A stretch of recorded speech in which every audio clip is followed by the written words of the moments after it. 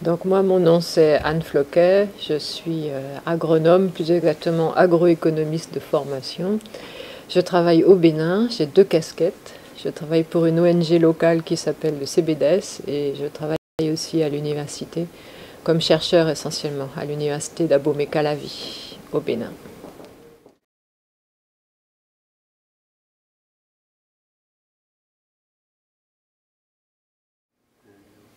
Donc je peux parler un peu de Jolissa puisque c'est ce sur quoi nous avons fait notre exposé aujourd'hui. Mais Oui.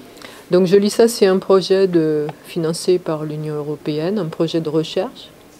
Et ça a été conduit, ça est en train de se terminer, hein, ça a été conduit depuis 3 ans en collaboration avec le CIRAD, l'Université de Wageningen, ITC, et l'Université d'Abomey-Calavi, l'Université de Pretoria en Afrique du Sud, le CARI au Kenya et l'ICRA, Wageningen et Montpellier. Donc un consortium de chercheurs. Et notre objectif, c'était d'analyser les processus de recherche, les processus d'innovation qui concernent des petits producteurs dans les 3 pays, et avec une approche comparative. Donc on a fait des études de cas, en fait des études de cas d'innovation, en les analysant de façon assez systématique pour qu'on puisse en tirer des enseignements par-delà les différences donc, de contexte, les différences de processus, les différences de résultats. Donc c'était un peu l'objectif, c'était un projet de recherche. En même temps, on a eu une démarche qui nous permettait d'intégrer les acteurs de l'innovation à certaines étapes au moins du processus de recherche. Donc en les faisant participer à des ateliers, à des activités de diagnostic de terrain. Et de nouveau, quand on faisait l'analyse des résultats, parfois les faire participer à l'analyse, encore plus souvent les faire participer à la restitution, à la validation, à la discussion, à la remise en cause des résultats.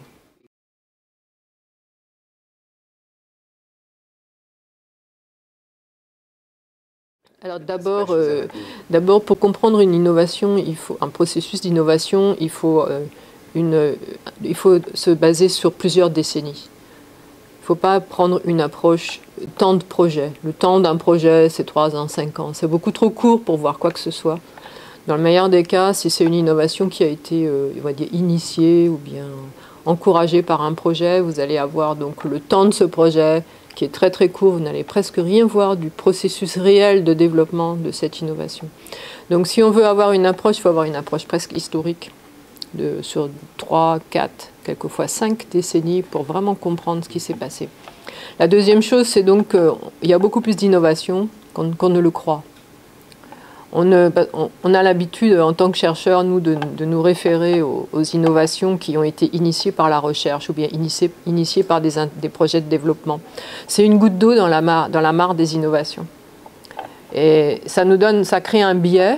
Et ça nous donne aussi une vision faussée, puisque une partie de ces innovations qui ont été initiées par la recherche n'ont même pas abouti, en tout cas elles n'ont pas abouti aux résultats auxquels on s'attendait. Et donc on les considère comme étant des échecs. Et c'est doublement faux, parce que même ces innovations qui, selon les chercheurs, ont été des échecs, parfois elles ont produit d'autres innovations qui pour nous sont restées invisibles, parce qu'on n'avait pas l'œil dessus. Donc déjà, il y a cet aspect-là qui fait qu'on a une vision extrêmement fausse du monde de l'innovation agricole des petits producteurs dans un pays comme le Bénin, le Kenya ou l'Afrique du Sud.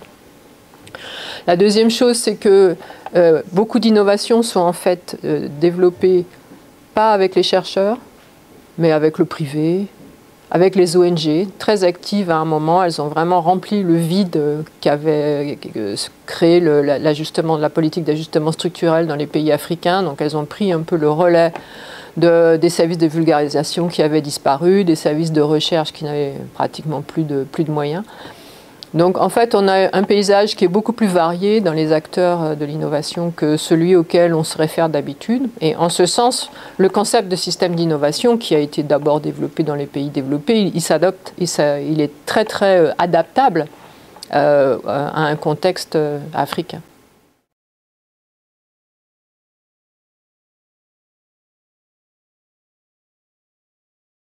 Moi, j'ai travaillé au Bénin depuis 83, donc j'ai une certaine profondeur historique aussi. On était dans une agriculture d'autoconsommation essentiellement. Les seules cultures de rente, c'était le palmier à huile pour l'export et le coton pour l'export. Et maintenant, on a des déterminants et des facteurs leaders de l'innovation qui sont tout à fait beaucoup plus variés. Et en particulier, bon, le marché domestique est un facteur qui rend l'innovation, le processus d'innovation beaucoup plus rapide, beaucoup plus intense. Et on voit des nouveaux produits qui apparaissent, comme tous les dérivés du soja, qui ont progressivement comme ça créé leur marché. Et créant leur marché, ils ont créé une demande encore accrue pour l'innovation. Donc c'est un phénomène qui s'auto-entretient. Donc ça, c'est vraiment quelque chose d'un peu nouveau qui est lié au fait que la côte ouest africaine s'urbanise avec des grosses agglomérations, une forte demande, donc un marché de consommation très très important, avec des millions et des millions de consommateurs. Et donc ça commence à se ressentir, si je puis dire, ça crée une demande qui s'exerce au niveau des producteurs pour plus de produits agricoles et aussi beaucoup plus de transformation.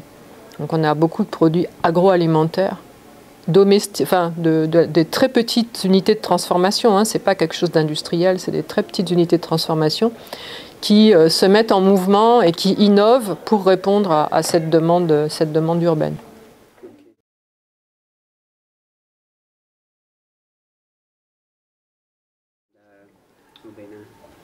Alors, il y a en fait, le co-apprentissage, il faut le voir à deux niveaux.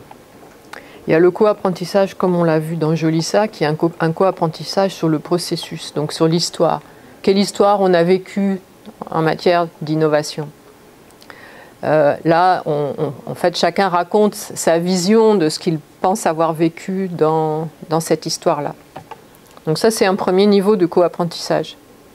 Il y a le deuxième niveau de co-apprentissage qui est le co-apprentissage sur le produit ou le procédé, l'itinéraire technique agricole, où le producteur là, peut expliquer pourquoi il est en train de faire ce qu'il fait et l'agronome peut poser des questions pour essayer de bien comprendre le pourquoi et le comment de l'innovation. Donc c'est deux choses un petit peu différentes, hein. Les deux sont très utiles, les deux sont à faire, qui n'ont pas tout à fait la même portée. Mais je pense que l'un comme l'autre sont essentiels, c'est-à-dire à l'heure actuelle on a un peu la difficulté que les anciennes générations qui ont été formées à la recherche système, à la recherche développement, et dans la recherche et dans les services de vulgarisation, ils partent tous à la retraite, ils n'ont pas été remplacés. Et il y a un grand flottement là, puisque pendant des années on n'a pas eu pratiquement de service public.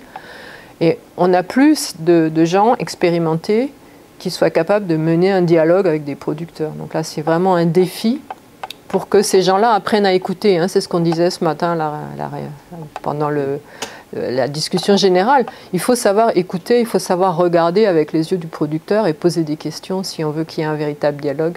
Donc ça, c'est vraiment un défi important pour les années à venir, je crois.